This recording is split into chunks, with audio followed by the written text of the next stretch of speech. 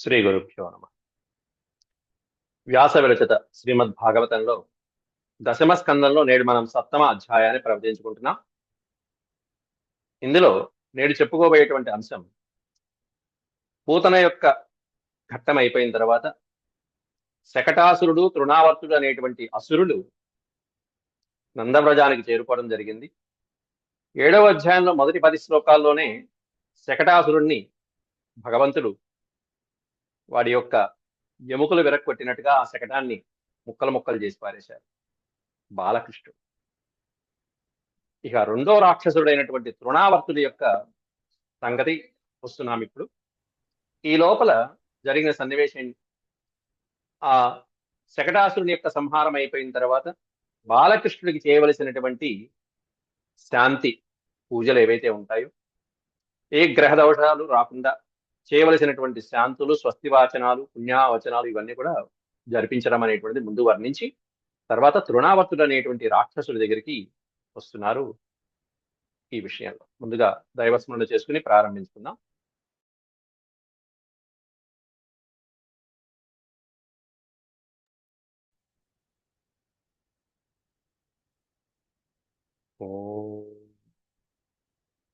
శుక్లాంబరధరం విష్ణుం శశివర్ణం చతుర్భుజం ప్రసన్నవదనం ధ్యాయే సర్వవిఘ్నోపశాంతయే. వ్యాసం వసిష్ఠనప్తారం శక్తేః పౌత్రమకల్మషం పరాశరాత్మజం వందే సుఖతాతం తపోనిధిం. వ్యాసాయ వ్యాసరూపాయ విష్ణవే నమో వై బ్రహ్మనిధయే వాసిష్ఠాయ నమో నమః. నారాయణం నమస్కృత్య నరం చైవ నరోత్తమం దేవీం సరస్వతీం వ్యాసం తతో జయముదీరయేత్. హరి ఓం.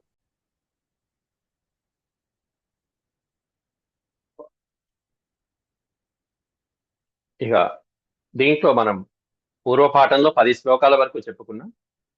నేడు మనం 11వ శ్లోకం నుంచి ప్రారంభించుకున్నాం. రుదంతం సుతమాదాయ యశోదాగ్రహ శంకిత కృతస్వస్త్యయనం విప్రైః సూక్తైస్తనమపాయయత్. రుదంతం సుతమాదాయ యశోదాగ్రహ శంకిత కృతస్వస్త్యయనం విప్రైః సూక్తైః స్తనమపాయయత్.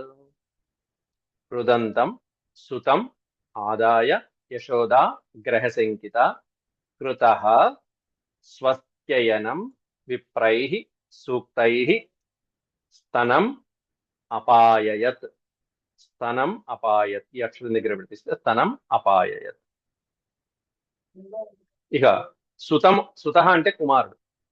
రుదంతం సుతం ఆదాయ, ఏడుస్తున్నటువంటి ఆ బాలకృష్ణుణ్ణి తీసుకుని యశోద గ్రహశంకిత, ఇదంతా కూడా క్రూరగ్రహాల వల్ల జరుగుతున్నటువంటి పేడేమో అని చెప్పి అనుకుని భావించి ఆ పిల్లవాడిని ముందు అక్కడి నుంచి తీసుకుని ఆ ప్రదేశం నుంచి కృతః స్వస్త్యయనం విప్రైః, బ్రాహ్మణుల చేత చేయించవలసినటువంటి స్వస్తి వాచనాలు ఏవైతే ఉంటాయో ఆ స్వస్తి వాచనాలని చేయవలసినటువంటి అప్పటికప్పుడు చేయించి సూక్తైః, చక్కటి వేద మంత్రాలతో, వేద సూక్తులతో, మనకి సూక్తి అంటారు, మనకి సరస్వతి సూక్తము, దుర్గా సూక్తము మొదలైనటువంటి అట్లాంటి ఆ సూక్తాలతో చేయవలసినటువంటి విధి విధానాలని కూడా చేయించి స్తనమపాయయత్, స్తనం అపాయ, ఆ తల్లి పిల్లవాడిని దగ్గర తీసుకుని ఆ స్తనముని అందించడం జరిగింది. పాలు పట్టింది పిల్లవాడికి. అక్కడ ఉన్నటువంటి బాలకులు చెప్పారు ఇదంతా ఈ పిల్లవాడు చేసింది, అయినా కూడా నమ్మలేదు. ఈ పిల్లలు ఇట్లాగే చెప్తారమ్మా అంటూ 10వ శ్లోకంలో నతే శ్రద్ధధిరే గోప అంటూ పవిలించారు. ఆ చిన్నపిల్లలు చెప్పినా కూడా ఈ గోపాలకులు గోపికలు ఎవరు కూడా పట్టించుకోలేదు, శ్రద్ధ వహించలేదు. అట్లాంటి వాళ్ళందరూ అక్కడ ఉన్నారు. చివరికి ఆ బండిలో ఉన్నటువంటి ఆ రాక్షసుడు, దుర్మార్గుడైనటువంటి అవతారం అంతా కూడా అయిపోయిన తర్వాత ఇక ఆ బండిలో రాక్షసాంశ లేదు. స్వామివారి యొక్క పాదముద్ర పడిన, స్వామివారి యొక్క స్పర్శ తగిలినా కూడా పూతనకి ఎలా జరిగిందో ఆ విధంగా వాళ్ళు మోక్షగతులు అయిపోతున్నారు. ఇప్పుడు ఆ బండిలో రాక్షస అంశ లేదు, కేవలం చెక్కతో చేయబడినటువంటి బండి మాత్రమే ఉంది. ఇక దాన్ని ఏం చేశారు ఇప్పుడు ఇక్కడ స్వామివారు, అక్కడ ఉన్నటువంటి గోపాలకులందరూ కూడా చేయవలసినటువంటి విధంగా పూర్వం లాగానే దాన్ని నిర్మించేశారు. పూర్వవస్థాపితం గోపైర్బలిభిః సపరిచ్ఛదం విప్రాహుత్వార్చయాం చక్రుః దధి దధిక్ష. ఇక్కడ దధి ప్లస్ అక్షత అనే పది కష్టమైంది, ఇక్కడ దా అనేటువంటి దగ్గర పెట్టి తీసుకోవాలి. దధ్యక్షత కుశాంబుభిః, దధ్యక్షత కుశాంబుభిః విప్రాహుత్వార్చయాం చక్రుః దధ్యక్షత కుశాంబుభిః. దధి అక్షతలు, కుశము, అంబు 4 పదాలు చెప్పారు. అంటే పెరుగుతోను, అక్షింతలతోను, కుశలు దర్భలతోను, అలాగే అంబు పుణ్యకర్మ అంటే పవిత్రమైనటువంటి జలములు ఏవైతే ఉంటాయో అంబు అంటారు. అంబుభిహి నీటి చేత మొదలైనటువంటి ఇవి చక్కటి శుభకరమైనటువంటి ద్రవ్యాలతో విప్రాహ హుత్వార్చయాం చక్రుః.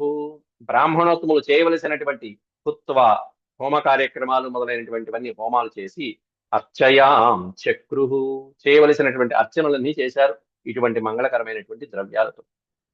పైన ఏం చెప్పారు పైపాదంలో అంటే, ఆ పడిపోయినటువంటి శకటాన్ని, ఆ పాత్రల్ని, అక్కడంతా చెల్లాచెదరైపోయినటువంటి ఆ సామగ్రిని అంతా కూడా పూర్వవత్ స్థాపితం గోపై, గోపాలకుల చేత, అక్కడ ఉన్నటువంటి గోపాలకుల చేత పూర్వవత్ ఈ పదం దగ్గర స్థాపితం, పూర్వవత్ స్థాపితం. ఆ బండి గాని, పాత్రలు గాని, అక్కడ ఉన్నటువంటి పదార్థాలు ఎట్లా ఉండాలో అలా పూర్వం ఎలా ఉన్నాయో అట్లా పెట్టేశారు అవన్నీ కూడా. బలిభి సపరిచ్ఛదం, బలిభి అక్కడ ఉన్నటువంటి పదార్థాలు కూడా అంతకుముందు ఎలా ఉన్నాయో అన్ని కూడా చక్కగా సర్దేశారు. కావలసిన పదార్థాలన్నీ అక్కడ పెట్టేసి బ్రాహ్మణోత్తముల చేత చేయవలసినటువంటి హోమ కార్యక్రమాలు, అర్చనలు, పూజలు మొదలైనవన్నీ చేసి దధ్యక్షత కుశాంబుభి. ఈ 4 పదార్థాలు ఎంత పుణ్యమైనటువంటివి అంటే, ఎన్నో పదార్థాలు ఉంటే అవన్నీ వదిలేసి ఈ 4 ఎందుకు పెట్టారు ఇక్కడ? మనం పూజ చేసేటప్పుడు ఎన్నో పెడతాం కదా, పుష్పాలు పెడతాము, అగరవత్తులు, ధూపదీప నైవేద్యాలన్నీ పెట్టినాయి. ఇవన్నీ వదిలేసి ఈ 4 ఎందుకు పెట్టారంటే, ఈ 4టికి ఒక విశేషత ఉంటుంది. అక్షింతలు, నీరు, కాస్త నెయ్యి గాని, ఆవు నెయ్యి, పెరుగు మొదలైనటువంటి పదార్థాలతో కలిపినటువంటిది ఎప్పుడైనా సరే ఆ 3 కలిపి ఇలా నీటిని జలం వదిలాము అంటే అనేకమైనటువంటి పీడలు తొలగిపోయి రాజసూయ అశ్వమేధము మొదలైనటువంటి యాగాలు చేసిన ఫలితము, అంతేకాకుండా నిత్యము అగ్నిహోత్రం చేసిన ఫలితము వస్తుంది. ఎప్పుడంటే ఈ 3టిని ఎప్పుడు విడిచిపెట్టాలంటే, ఇటువంటి పరిస్థితులు వచ్చినప్పుడు ఒకసారి పౌర్ణమి రోజున చంద్రుణ్ణి చూస్తూ వదిలిపెట్టాలి. అలాంటి వాళ్ళకి పౌర్ణమి రోజున చంద్రుని చూస్తూ అక్షింతలు కాస్త నేతితో ఆ నేతిని తీసుకుని, ఆ అక్షింతలు కూడా తీసుకుని దాంతో అప్పుడు నీటితో చంద్రుడికి అర్ఘ్యం ఇవ్వటం అనేటువంటి ప్రధానమైన వాటికి ఉన్నటువంటి విశేషత అది. వీటిని కలిపి ఎవరైతే అర్ఘ్యమిస్తారో వాళ్ళకి నిత్యాగ్నిహోత్రము మొదలైనటువంటి ఎప్పుడైనా చేయకపోతే వాటి వలన వచ్చేటువంటి దుష్ఫలితాలు కానీ అవన్నీ కూడా పోయి అశ్వమేధ యాగము మొదలైనటువంటి సత్కర్మలు చేసినటువంటి పుణ్య ఫలితం లభిస్తుందని చెప్పి మహాభారతంలో సుస్పష్టంగా ఉంది. శాంతి పర్వం ఎన్నో పదార్థాలు, ఎన్నో పూజా ద్రవ్యాలు ఉన్నా కూడా వీటిని మాత్రమే చెప్పారు. దాని అర్థం అది మనం గ్రహించాం. అందుకని బ్రాహ్మణోత్తములు వాటితో హుత్వా అర్చయాం చక్రు అన్నారు. వాటితో చేయవలసినటువంటి హోమ కార్యక్రమాలు చేసి అర్చనలు పూర్తి చేశారు బ్రాహ్మణోత్తములు. అంతేకాకుండా బ్రాహ్మణోత్తములు ఎటువంటి బ్రాహ్మణోత్తముల యొక్క ఆశీస్సులు ఫలిస్తాయి అనేటువంటిది ఈ శ్లోకంలో వివరిస్తున్నారు వ్యాసుల వారు. బ్రాహ్మణోత్తముల ఆశీస్సులు ఎప్పుడు నిష్ఫలం అవ్వవు, ఎప్పుడు ఫలిస్తాయి. అందులోనూ విశేషంగా ఎటువంటి బ్రాహ్మణోత్తములు అంటే, ఎవరైతే ఏ సూయానృత దంభేర్ష్యా హింసా మాన వివర్జిత నేషాం సత్యశీలానాం ఆశిషో విఫలాకృతాః. యేసూయానృత దంభేర్ష్యా హింసా మాన వివర్జిత తేషాం సత్యశీలానాం ఆశిషో విఫలాకృతాః. ఆశిష అంటే దానికి అర్థం ఆశీస్సులు అని అర్థం. వారి యొక్క ఆశీస్సులు అనేది విఫలాహ, విఫలములు న కాదు. వారి యొక్క ఆశీస్సులు విఫలం కాదు. ఎవరివంటే ఎవరైతే ఇవన్నీ కూడా దుర్మార్గపు లక్షణాలు, వాటిని విడిచిపెట్టినటువంటి వాళ్ళు ఎవరైతే ఉంటారో అటువంటి వారి యొక్క పెద్దల ఆశీస్సులు ఫలిస్తూ ఉంటాయని చెప్తున్నారు. అసూయా గుణం కలిగినటువంటి వాడు, కుళ్ళు కుతంత్రాలు. అలాగే అనృత, ఋతము అంటే సత్యము, అనృతం అంటే అసత్యం. ఎప్పుడు అసత్యాలే. ఈ వివర్జిత అనేటువంటి పదం ఏదైతే ఉందో, ఈ పదం ఆ పాదంలో ఉన్నటువంటి వాటి అన్నిటికీ మనం అటాచ్ చేస్తే అసూయా వివర్జిత, అసూయని విడిచిపెట్టినటువంటి వాళ్ళు. అనృత వివర్జిత, అసత్యాన్ని విడిచిపెట్టినటువంటి పుణ్యాత్ములు. దంభ, దంభము, గర్వము, అహంకారము మొదలైనటువంటివి. ఇంకా చెప్పాలంటే కుళ్ళు కుతంత్రాలే, పొగరు, అటువంటి వంచన గుణాలు, కాస్త మనసులో పక్కవాణ్ణి ఎలా నాశనం చేద్దాం అనేటువంటి కుతంత్రం కలిగినటువంటిది దంభం అంటే. ఇంకా చెప్పాలంటే పొగరు కూడా దంభం కిందకే వస్తుంది. అట్లాంటి ఈ దుర్గుణాలు ఏవైతే వివర్జిత వదిలిపెట్టేస్తారో, అలాగే ఈర్ష్య, హింస, మాన వివర్జిత. ఈర్ష్య, హింస, మానం ఈ మూడింటి కూడా ఎవరైతే వదిలిపెట్టేస్తారో, ఈర్ష్యా గుణాన్ని, హింస ఉండకూడదు. అలాగే మానము, దురభిమానం, స్వాభిమానం, ఇవన్నీ వివర్జిత ఎవరైతే విడిచిపెడతారో అటువంటి పుణ్యాత్ముల యొక్క ఆశీస్సులు విఫలా నకృతా.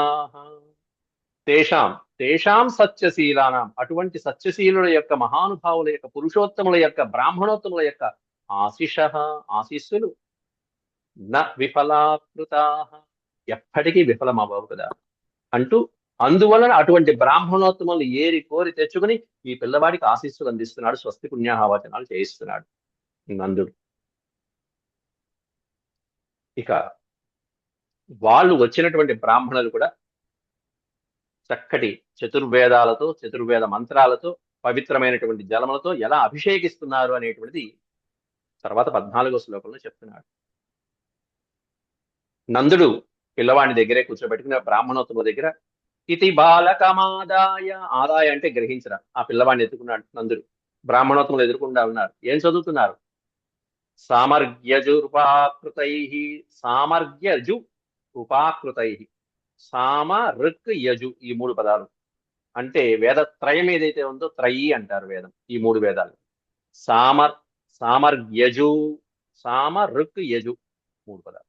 సామర్గ్యజురుపాకృతై జలై పవిత్రౌషధిభిః అభిషిత్య. ఈ రా అనేటువంటి అక్షరం దగ్గర విడ తీసుకుంటే విసర్గలు అటు ఉంటాయి, అకారం ఇటు పక్కకు వస్తుంది. జలై పవిత్రౌషధిభిః అభిషిత్య ద్విజోత్తమైః. మరొకసారి ఇతి బాలకమాదాయ సామర్గ్యజురుపాకృతైః జలైః పవిత్రౌషధిభిరభిషిత్య ద్విజోత్తమైః. బ్రాహ్మణోత్తముల చేత, ఉత్తమమైనటువంటి ద్విజుల చేత, బ్రాహ్మణుల చేత పవిత్ర ఔషధిభిః, పవిత్రమైనటువంటి ఔషధ జలాల చేత, మంత్ర జలాల చేత అభిషిత్య. ఎటువంటి మంత్ర జలాలంటే సామగానము చేత, యజుర్వేదము చేత, ఋగ్వేదము చేత చక్కగా పూరితమైనటువంటి పవిత్రమైనటువంటి పవిత్ర అభిషేచనం. ఆ పిల్లవాడికి అటువంటి జలాలతో ఆ పిల్లవాడికి ప్రోక్షణ చేసి ఇంకా పవిత్రుడు, ఇంకా ఏవైనా చిన్న చిన్న దోషాలు ఏమన్నా వస్తాయి, ఇది భయం. ఆయనకి ఏమిటి దోషాలు? ఆయన అన్నింటినీ పోగొట్టేటువంటి వాడు. ఆ విషయం వీళ్ళకి తెలియదు పాపం, నందాదులకి తెలియదు. కాబట్టి అక్కడ తెలియదు, నందాదులకి ఆ విషయాలు తెలియదు. కాబట్టి అయినా సరే బ్రాహ్మణోత్తముల చేత చక్కగా, ఇది సంస్కారం అంటే. మనకి తెలిసినా తెలియకపోయినా మన సంస్కృతి సాంప్రదాయాలు ఏవైతే ఉంటాయో వాటిని తూచన తప్పకుండా పాటించడం అనేటువంటిది చాలా ముఖ్యం. ఇప్పటికీ చాలా సంస్కారాలు మనకి లోపల ఉన్నటువంటి అంతరార్థాలు మనకి తెలియవు. కానీ మన పూర్వీకులు పెద్దవాళ్ళు ఆచరిస్తూ వచ్చారు. ఆ సాంప్రదాయాన్ని మనం నిలబెట్టుకుంటూ తర్వాత తరానికి మనం అందించడం అనేటువంటిది మనం చేస్తున్న పని. కానీ తెలిసిన తర్వాత విశేషంగా దాని అర్థము ఇది ఎందుకు చేశామనేది తెలిసిన తర్వాత అప్పుడు ఇంకా విశేషమైనటువంటి ఫలితం మనకి ఆనందము దక్కుతూ ఉంటుంది. అట్లాంటి పరమాత్ముడికి ఈయన సాధారణమైన తండ్రిలాగానే అన్ని జరిపించాడు. అట్లాగే వాచయిత్వా స్వస్త్యయనం నందగోపస్సమాహితః హుత్వా చాగ్నిం ద్విజాతిభ్యః ప్రాదాదన్నం మహాగుణం. స్వస్తి వచనాలు ఏవైతే ఉంటాయో, చేయవలసినటువంటి దశశాంతులు కానీ స్వస్తి వచనాలు కానీ అవన్నీ కూడా చేసి నందగోపస్సమాహితః, నందుడు తన యొక్క గోపాలకులతో పాటుగా తన స్నేహితులు పెద్దవాళ్ళతో పాటుగా కూడుకుని ఉన్నటువంటి వాడై అక్కడ వచ్చినటువంటి బ్రాహ్మణుల చేత హుత్వా చాగ్నిం, అగ్నిం హుత్వా, అగ్నిని సంతృప్తిపరిచి వాళ్ళ యొక్క హుతములతో అగ్నిదేవుణ్ణి సంతృప్తిపరిచి ద్విజాతిభ్య ప్రాదాదన్నం మహాగుణం, గుణవత్తరమైనటువంటి ద్విజాతులకి, ద్విజాతి అంటే రెండవసారి జన్మించిన వాడు ద్విజుడు అంటారు.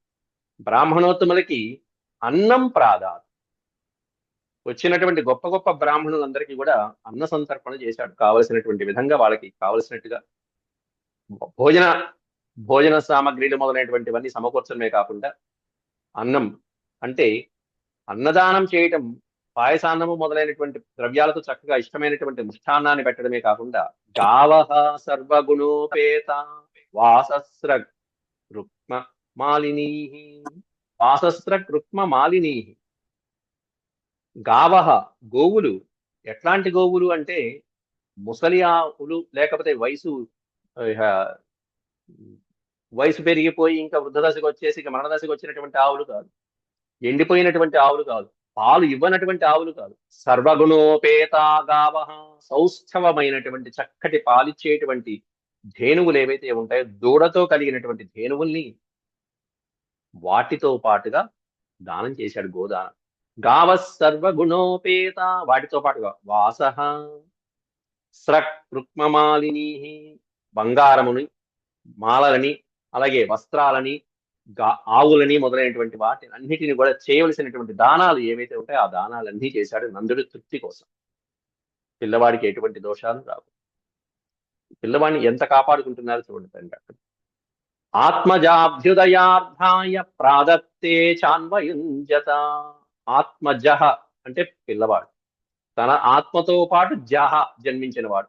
ఆత్మజ అభ్యుదార్థాయ, పిల్లవాడి యొక్క వృద్ధి కోసం, పిల్లవాడి యొక్క ఆరోగ్యం కోసం, బాగు కోసం ప్రాదాత్తే చాన్వయుంజత, ఇగో చేసినటువంటివన్నీ కూడా ఆ పిల్లవాడి యొక్క బాగు కోసం, అభివృద్ధి కోసం చేసి ఇవ్వవలసినటువంటి దానాలన్నీ ప్రాదాత్ తే చాన్వయుంజత, వాళ్ళకి కావలసినటువంటి కోరికలు ఏది కావాలంటే అది ఇచ్చేస్తూ దానం చేశాడు నందుడు చాలా చక్కగా. అయితే విప్రా మంత్రవిదో యుక్తాస్తైర్యాః ప్రోక్తాస్తథాశిషః తా నిష్ఫలా భవిష్యంతి న కదాచిదపి స్ఫుటం. బ్రాహ్మణోత్ముల యొక్క ఆశీస్సులు నిష్ఫలం కావు కదా అని నందుడు వాళ్ళ మీద అత్యంతమైనటువంటి నమ్మకంతో భక్తి శ్రద్ధలతో పూజించాడని వర్ణిస్తున్నారు. మంత్రవిదో విప్రాహ, బ్రాహ్మణోత్తములు ఎట్లాంటి వాళ్ళు అంటే మంత్ర విదహ, విత్ అంటే జ్ఞానం, మంత్రజ్ఞానం స్పష్టంగా కలిగినటువంటి వాడు. కొంతమంది పూజలు చేస్తారండి, ఉన్నది చక్కగా వాళ్ళు మనం ఏదైతే సంకల్పంలో చెప్తామో అవి చక్కగా తూచ తప్పకుండా అవి నెరవేరుతాయి. వాళ్ళ యొక్క అత్యద్భుతమైనటువంటి హస్తలాఘవం అట్లాంటిది, వాళ్ళ యొక్క మంత్రశక్తి అట్లాంటిది, వాళ్ళ ఆగమనంతోనే ఇల్లు పావనమైపోతూ ఉంటాయి ఒక్కోసారి. అట్లాంటి మంత్రవిదో విప్రాహ, చక్కటి మంత్రం తెలిసినటువంటి బ్రాహ్మణోత్తముల చేత యుక్తాః తైర్యాః ప్రోక్తాస్తథాశిషః, యుక్తమైనటువంటివి అంటే సమయ సందర్భాన్ని తగ్గట్టుగా వాళ్ళు ఏది ఆశీర్వదిస్తారో అటువంటి ప్రోక్తాః తథా ఆశిషః, ఇక్కడ రెండు అకారాలు ఉన్నాయి, అకార ప్రశ్లేషణ. ఆశిషః ఆశీస్సులు. అటువంటి బ్రాహ్మణోత్తముల చేత పలకబడినటువంటి మంత్ర విధులైనటువంటి వాళ్ళు, చక్కటి వాగ్ధాటి కలిగినటువంటి ఆ బ్రాహ్మణోత్తముల చేత పలకబడినటువంటి ఆశీస్సులు ఏవైతే ఉన్నాయో తా నిష్ఫలా న భవిష్యంతి, ఈ నా అనే అక్షరం తీసుకొచ్చి దీనికి ముందు పెట్టుకోవాలి, న భవిష్యంతి, అవన్నీ కూడా నిష్ఫలా న భవిష్యంతి కదాచిదపి స్ఫుటం, ఎప్పుడు నిష్ఫలం అవ్వవు. వాళ్ళ యొక్క ఆశీస్సులు ఎప్పుడూ ఫలిస్తూనే ఉంటాయి, స్ఫుటంగా ఉంటాయి, స్వచ్ఛంగా ఉంటాయి, నెరవేరి తీరుతాయి అనే నమ్మకంతో నందుడు చాలా చక్కగా ఈ కార్యక్రమాలన్నీ జరిపించాడు. ఎక్కడా లోటు రాకుండా జరిపించాడు. ఇంత ఆర్భాటంగా జరుగుతూ ఉంటే ఓ పక్కన ఇక రెండో రాక్షసుడు వస్తున్నాడు. రాక్షసుడు రావటానికి ముందు, మరి రాక్షసుడు వస్తున్నాడు అంటే స్వామివారు బాలకృష్ణుడి రూపంలో ఉన్నప్పటికీ కూడా అక్కడ ఎవరిని రక్షించాలి, ఎవరిని పక్కకి తప్పించాలి, ఎవరిని అట్టి పెట్టాలి అన్ని తెలిసినటువంటి వాడు కాబట్టి సందర్భానుగుణంగా నడుచుకుంటాడు. అప్పటిదాకా తల్లి ఒళ్ళో పెట్టుకుంది. తండ్రి ఓ పక్కన బ్రాహ్మణోత్తముల చేత అన్ని చేయిస్తున్నాడు. ఓ పక్కన ఒళ్ళో పెట్టుకుని ఆడిస్తున్నటువంటి తల్లి. అయిపోయింది ఆ కార్యక్రమం. ఆ తర్వాత కొన్నాళ్ళకి జరిగింది మళ్ళీ. ఏకదా అంటూ తర్వాత శ్లోకంలో ప్రారంభిస్తున్నాడు. అంటే ఒకప్పుడు ఏకదారోహమ, ఇక్కడ మళ్ళీ రెండు ప్రశ్లేషలు వచ్చాయి. ఆరోహమానం అది. ఏకదారోహమారూఢం లాలయంతి సుతం సతీ గరిమాణం శిశోర్వోఢుం నసేహే గిరికూటవత్. ఒళ్ళో ఉన్నటువంటి పిల్లవాడు ఒక్కసారిగా అత్యంత బరువుని ధరించాట స్వామి. తల్లి మొయ్యలేక కింద పడుకోబెట్టేసింది పిల్లవాడిని. ఆ సన్నివేశాన్ని వివరిస్తున్నారు. ఏకదారోహమారూఢం లాలయంతి సుతం సతి గరిమాణం శిశోర్వోఢుం నసేహే గిరికూటవత్. ఎంత బరువు ఆయనలో ఇముడ్చుకున్నాడంటే గిరి కూటం. గిరి అంటే పర్వతం, కూటము అంటే సమూహం. గిరికూటవత్ పర్వత సమూహం ఎంత బరువు ఉంటుందో అంత బరువుని తన చిన్న శరీరంలో ఇమిడ్చుకున్నాడట. అంత గరిమానం, దీన్ని అష్టసిద్ధులు అంటారు. అష్టసిద్ధుల్లో అదొకటి. అణిమ గరిమ, గరిమ అణిమ గరిమ, మహిమ లఘిమ, ప్రాప్తి ప్రాకామ్య ఈసిత్వ వసిత్వం అనేటువంటి అష్టసిద్ధులు ఎవరికైతే ఉంటాయో ఆయన ఉంటాడు. భగవంతుడి లక్షణాల్లో ఇదొకటి. అష్టసిద్ధులు ఉంటాయి పరమేశ్వరుడికి. హనుమంతుడు వారు ఎన్ని ప్రదర్శించారు. సంజీవిని పర్వత, ఆయన ఇక్కడ కృష్ణ పరమాత్ముడు, ఈయన కాస్త గోవర్ధనగిరి, ఆయన సంజీవిని పర్వతం. ఇవన్నీ ఎట్లా వస్తాయి? ఈ సిద్ధుల్లో భాగాలే. కావాలంటే సూక్ష్మ రూపం ధరిస్తారు, చీమంతలాగా మారిపోతారు. సుందరకాండలో ఆయన అశోకవనం అంతా వెతికేటప్పుడు అంతే, ఆయన పరిమాణం కాస్త చిన్నదైపోయింది. కావాలంటే పెద్దదైపోతుంది. గరిమాణం శిశోర్వోఢుం నసేహే గిరికూటవత్ ఏకదా ఆరోహమారూఢం. పిల్లవాడిని ఒళ్ళో కూర్చోబెట్టుకుని ఒకసారి తల్లి యశోదాదేవి సుతం సతీ, లాలయంతి తర్వాత సతీదే పెట్టుకోవాలి. లాలయంతి సతి, లాలిస్తూ ఉన్నప్పుడు అన్నట్టు. ఆ పిల్లవాడిని బాలకృష్ణుని యశోదాదేవి ఒళ్ళో పడుకోబెట్టుకుని లాలిస్తూ ఉన్నప్పుడు, మురిపిస్తూ ఆడిస్తూ అలా నిద్రపుచ్చుదామని చెప్పి ఆడిస్తూ ఉంటే రాక్షసుడు వస్తున్నాడనే సంకేతం స్వామి వారికి అర్థమైంది. కాబట్టి రాక్షసుడు వస్తున్నాడు. ఎటువంటి రాక్షసుడు అంటే తృణావర్తుడు, సుడిగుండం. ఆ సుడిగాలిగా వస్తున్నాడు. కాబట్టి ఇక్కడి నుంచి అమ్మని పంపించాలి. పంపించాలంటే ఎలా? ఏడవాల, ఏడిస్తే పాలిచ్చి పడుకోబెడుతుంది. మరి ఏం చేయాలి? అట్లాగే చూడాలా? కాదు. కాబట్టి ఏం చేయాలి? అమ్మ వెంటనే విడిచిపెట్టాలి. ఈయనకేమైనా ఇంకా మాటలు రాలేదు, ఎలా? కాబట్టి అణిమ అనేటువంటి సిద్ధులలో, అష్టసిద్ధుల్లో ఆ గరిమ అనేటువంటి సిద్ధిని ప్రదర్శిస్తున్నారు స్వామి. అణిమ గరిమ శిశోర్వోఢం. గరిమ అంటే మనం అత్యంత అల్పమైనటువంటి శక్తి లేనటువంటి దాంట్లో కూడా కొండంత బరువుని చేర్చడం, దాన్ని గరిమ అంటారు. అణుత్వము అంటే కొండ కూడా, ఎంత కొండైనా సరే చిన్న పదార్థంగా అణురూపంలో మారిపోవడం. అణువు కూడా కొండంతా మారిపోవడం. గరిమాణం, పరిమాణాన్ని పెంచడం గరిమాణం. పరిమాణం పెంచకపోయినా ఆకారం ఇంతే ఉంటుంది, కానీ ఎవరు కదల్చలేరు. ఇంకా ఉత్తమమైనటువంటి ఉదాహరణ ఉంది, శివధనస్సు. ఎవరెత్తారు? పరిమాణం మాత్రం అందరూ ధనస్సులానే ఉంది చూడటానికి, కానీ ఎవరు కదల్చలేకపోతున్నారు. గరిమాణం. ఎంత కొండనైనా సరే అవలీలగా ఓ చిన్న పేపర్ని చిటికిన వేలు మీద పెట్టుకున్నట్టు పెట్టుకున్నారు స్వామి గోవర్ధనగిరి పర్వతాన్ని. లఘిమ, లఘిమ అంటారు దాన్ని. అంటే ఎంత బలాన్నైనా సరే వశీకరణ చేసుకుని ఆకర్షణ చేసుకుని ఒక్కసారిగా దాంట్లో బలం లేనట్టుగా చేసేసి దాని కాస్త పట్టుకోవడం. సంజీవిని పర్వతం మొదలైనటువంటివన్నీ. మహిమ ఎత్తలేం, శివధనుసుని ఎత్తలేం. ప్రాప్తి, ప్రాకామ్య, ఈసిత్వము, వసిత్వము, ఇట్లాంటి 8 సిద్ధులలో స్వామి ప్రదర్శిస్తున్న లీల. గరిమాణం శిశోర్వోఢం, అట్టా ఒక్కసారిగా క్రమక్రమంగా బరువు పెరిగిపోతున్నటువంటి ఆ శిశువుని ఓఢుం నసేహే, ఆ పిల్లవాడిని కుమారుణ్ణి ఓఢుం అంటే భరించడం అనేటువంటిది ఆ తల్లి వల్ల కాలేదు, అశక్తురాలైపోయింది. నా సేహే, సహించలేకపోయింది, ఆ బరువు భరించలేకపోయింది. పిల్లవాడు ఏంటి బరువెక్కుతున్నాడు అనుకుంది, ఏదోలే పోన్లే అని చెప్పేసి మొయ్యలేకపోతున్నాను, కాళ్ళు నొప్పులుగా ఉన్నాయేమో, నాకు పొద్దు నుంచి పని చేస్తున్నానేమో అని చెప్పి అనుకుని పక్కన పెట్టేసింది. అంత బరువు పెరుగుతూ ఉంటే మెల్లగా 2 చేతుల్లో తీసి పక్కన పెట్టింది. మెల్లమెల్లగా పెరిగిపోయాట. గిరికూటవత్ అన్నాను. పర్వత సముదాయం ఎంత బరువు ఉంటుందో అంత బరువు ఆ పిల్లవాడిలో వచ్చేసింది ఒక్కసారిగా. అంత బరువును కూడా లాక్కెళ్ళాడు ఆ రాక్షసుడు. భూమౌ నిధాయతం గోపీ విస్మితా భారపీడిత. భూమౌ నిధాయ, నిధాయ అంటే ఉంచడం. భూమౌ నిధాయ తం గోపీ విస్మితా భారపీడిత మహాపురుషమాదధ్యౌ జగతామాస కర్మసు. ఆశ్చర్యపోయింది, పిల్లవాడు ఏంటి ఇంత బరువు ఉన్నాడు. భార పీడిత విస్మిత, గోపి, గోపి అనే పదానికి అర్థం అక్కడ యశోద, తల్లి యశోద, గోపిక. ఆవిడ ఈ పిల్లవాడు ఉన్నట్టుండి ఇంత భారం అయిపోయాడు, భారం చేత పీడించబడినటువంటి ఆవిడ ఆ గోపి విస్మిత అభవత్, ఎంతో ఆశ్చర్యపోయింది. దాంతో తం భూమౌ నిధాయ, భూమి మీద అలా పడుకోబెట్టేసింది, ఉన్నవాడిని ఉన్నట్టు జాగ్రత్తగా పడుకోబెట్టింది. ఆడుకుంటూ ఉంటాను ఆయన, నేను ఇప్పుడే వస్తా అంటూ మళ్ళీ వంటి ఇంట్లోకి వెళ్ళి చేయవలసిన పనులన్నీ జగతామాస కర్మసు. కర్మసు అంటే పనులలో నిమగ్నం అయిపోయింది ఆవిడ. చేసుకోవాల్సినటువంటి ఇంటి పనులు ఏవైతే ఉంటాయో, గృహ కార్యములు ఏవైతే ఉంటాయో ఆ గృహ కార్యక్రమాలలో కర్మసు నియోజిత. జగతామాస కర్మసు మహాపురుషమాదధ్యౌ జగతామాస కర్మసు. ఆ మహాపురుషుని శ్రీకృష్ణ పరమాత్ముని అక్కడ పడుకోబెట్టేసి ఆవిడ చేయవలసినటువంటి పనులు చేసుకోవడం కోసం అలా ఇంట్లోకి వెళ్ళిపోయింది. ఈ తృణావర్తుడి యొక్క రాక్షసత్వం వెనకాల కూడా ఒక అత్యద్భుతమైనటువంటి ఆఖ్యానమే ఉంది. ఆయన మహాపురుషుడు, ఆ రాక్షసుడు ఇంకా పూర్వ జన్మలో అత్యద్భుతమైనటువంటి మహారాజు.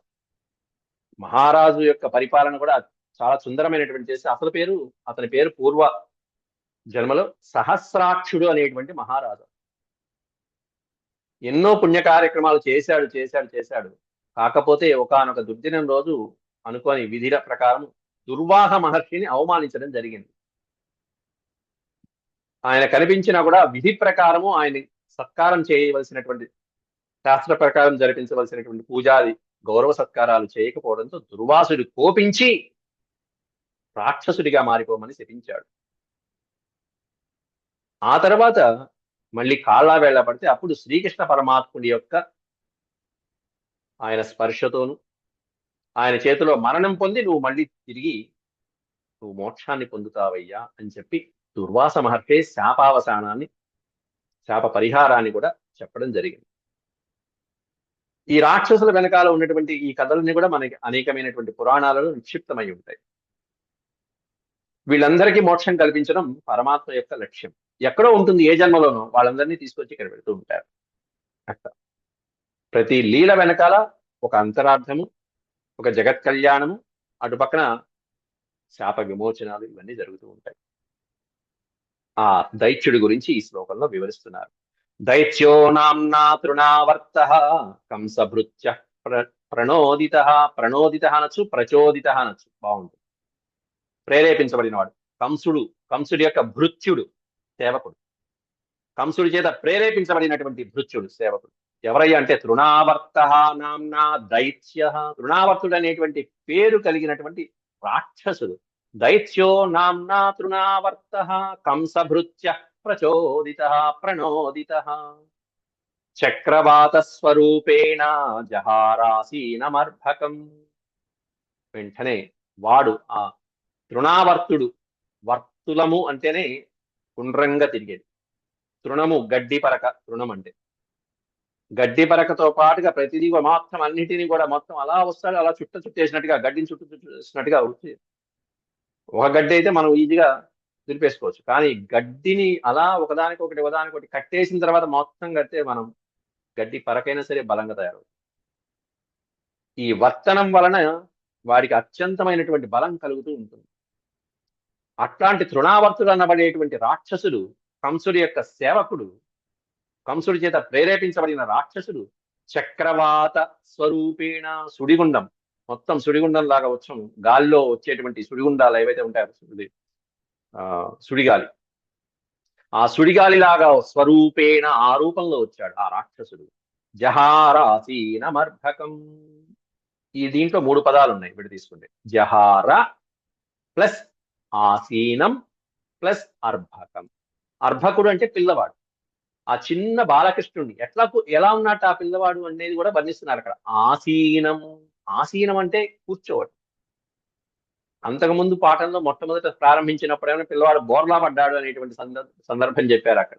బోర్లా పడుతున్నటువంటి వేడుకలో అక్కడ ఏమన్నా శకటాసురుడు వచ్చాడు. ఇప్పుడు ఆసీనం, పిల్లవాడు కూర్చున్నాడు.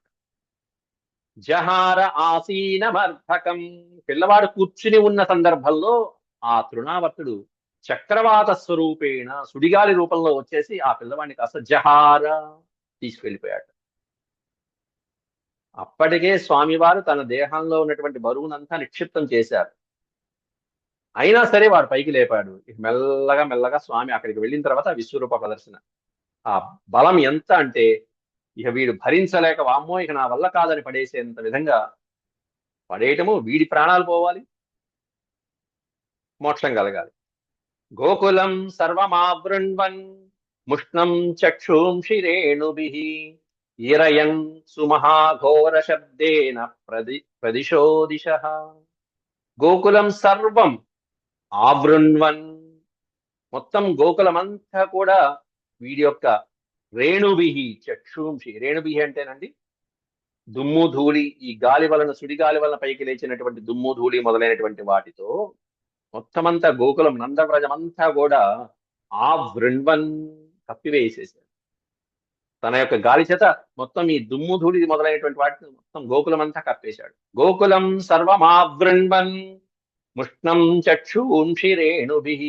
ఎవరికి కనిపించట్లా చక్షుంషి, ఎవరు చూడలేకపోతున్నారు, దర్శించలేకపోతున్నారు ఏం జరుగుతుందో. ఈరయన్ సుమహాఘోర శబ్దేన ప్రదిశో దిశః. దిశ ప్రదిశ ఘోర శబ్దేన. దిశ అంటే దిక్కులు, అన్ని దిక్కులు కూడా ఘోరమైనటువంటి భయంకరమైనటువంటి శబ్దాన్ని చేస్తూ సుమహాఘోర శబ్దేన, భయంకరమైన శబ్దాలు.